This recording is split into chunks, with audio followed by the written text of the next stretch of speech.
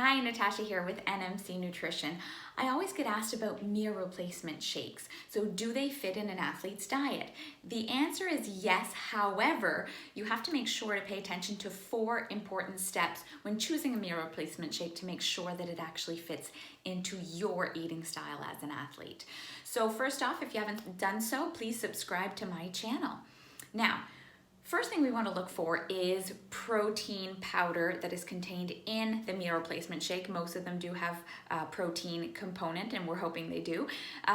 They're not always certified, okay? So protein does fall under the supplement category, and to know more about that, you can check out my video 4 rules to using protein powders.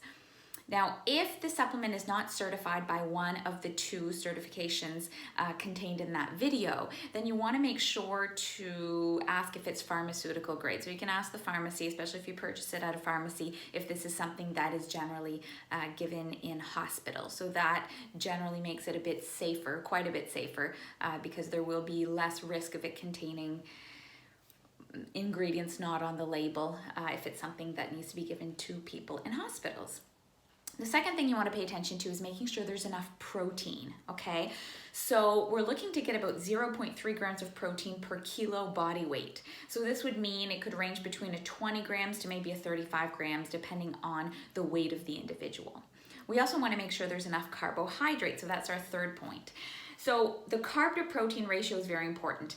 If there is too much carbohydrate content, then we're looking at getting an insulin spike. You might digest it a little too quickly, have those energy crashes, and it will reduce the ability to recover your muscle protein from the day's training.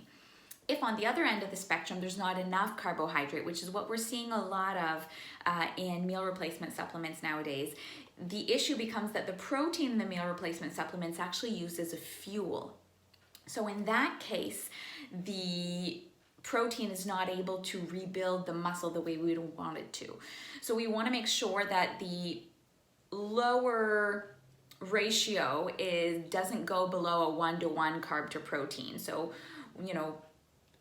30 grams of protein and 30 grams of carbs, for example, would be the lowest ratio we'd go for. And the higher end ratio would be something for maybe an endurance athlete who's doing some heavy training, maybe trail running, or it could be an Ironman athlete in the heavier stages of training, maybe a cyclist. We could go up to a 3-to-1 or 4-to-1 carb to protein ratio, which is often used in recovery when the appetite is not there and we're needing to get all those calories, all those carbohydrates in. So 3 to 4 times more carbs than protein in those instances. Obviously, you know that this varies quite a bit depending on the training. We're going to periodize it in accordance.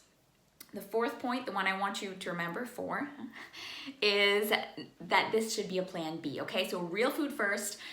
These are sort of the things that you keep in your sports bags, something that you keep as a backup plan in case you don't have time for real food, but obviously the vitamin and mineral values and even the nutrient variety in there is not as great as if you were to have real food. So we're going to go for real food first. This can be an awesome backup plan as long as you pay attention to those 4 points.